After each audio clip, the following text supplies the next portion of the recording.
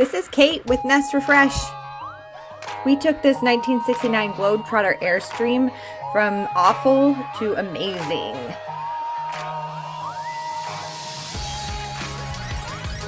This thing used to be my grandpa's, and then it was my dad's, and then it was my sister's, and she let us take it home and remodel it so that we could keep it in the family and make it something that was usable.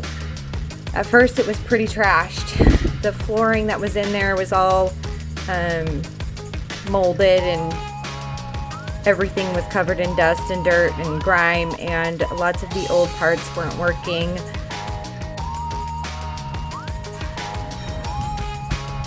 The countertops were warped, the flooring was terrible, the cushions were moldy from water damage, and it generally just was old. At first I removed all the flooring and scraped off kind of the residue and glue, and then I just kind of went over and looked at the damage.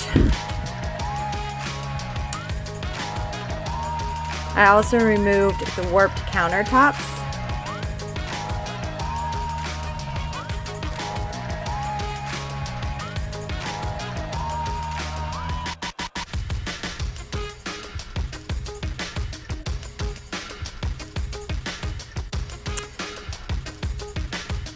I started scraping paint and removing the benches because we realized pretty quickly that a lot of the subfloor was rotted through because of plumbing issues, and there were tons of dead birds, just dead birds everywhere.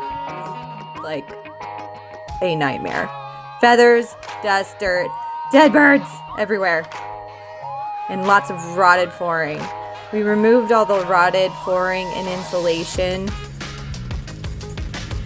And you can see there's a lot of holes in the aluminum casing that we ended up filling and patching. And this is what it looked like when it was just about ready to get new insulation and subfloor put down.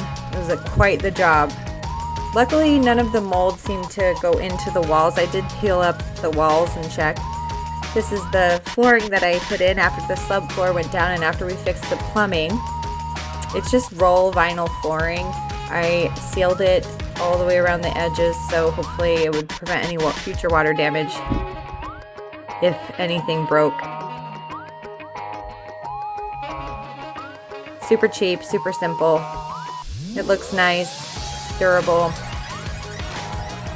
This is jumping ahead, but this is a cheap countertop I found off a guy on Facebook Marketplace, and I had to cut it kind of in wonky sizes because nothing in this Airstream was level or the same size. So to kind of make up for the difference, I created these little ledges with these wood pieces in the back, and they actually ended up being really functional. Not only did they serve the purpose of filling the gap between the wall and the end of my counter, but they actually ended up being really functional.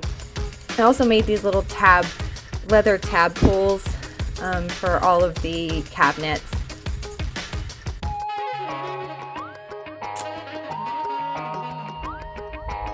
I also made a cedar floor mat and a cedar seat for the bathroom. The toilet had been removed years ago, and the plumbing was shut off to that area. It still works in that sink, but it doesn't work for a toilet anymore, which is fine enough for us. So instead I made a little cedar seat so you can actually shower in there and sit down. I painted the original little sconce lights black, and this is me priming. I ended up having to reconfigure the bed situation because this was only originally for 3 people and there were 5 in my family. So I made these slide out beds for each of the benches so that we could accommodate 2 queen size beds and a twin size bed.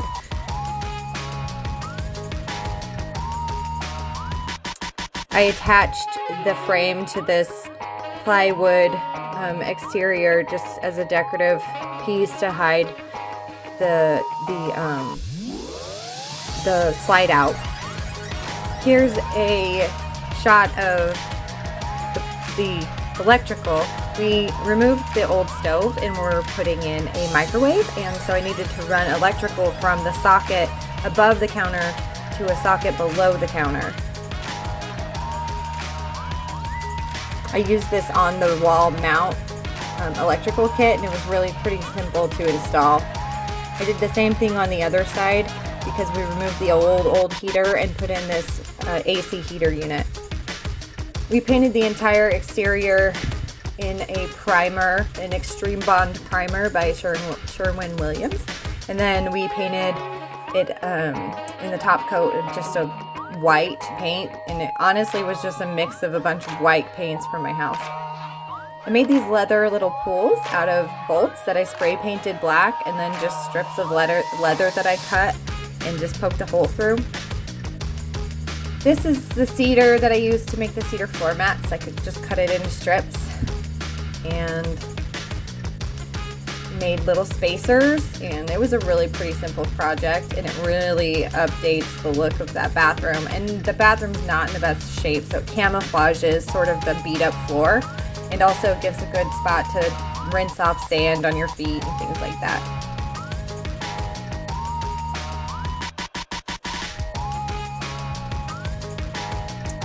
I finished it in teak oil.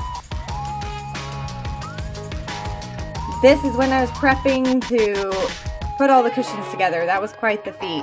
I used a lot of the original foam that wasn't moldy, and then I also bought an IKEA foam mattress and cut it up. I had to kind of cut it up and figure out where it was all going to go to make it work for slide out beds. And then I sewed and sewed and sewed and sewed and upholstered and sewed some more. And there's the result. I used a indoor-outdoor fabric and vinyl for the seats. And for the finished reveal, now it's bright and airy and cheerful and has all of the little necessities that we need. I did this for about $2,000, give or take. I got a lot of materials on Facebook Marketplace, just remnant pieces, and I DIY'd basically everything myself. We are super duper happy with it.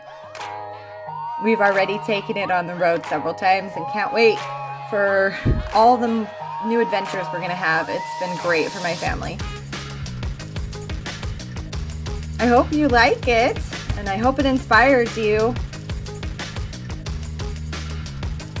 For more information, please visit Nest Refresh. For any help with interior design or DIY, come back and visit the channel here on YouTube, nestrefresh.com.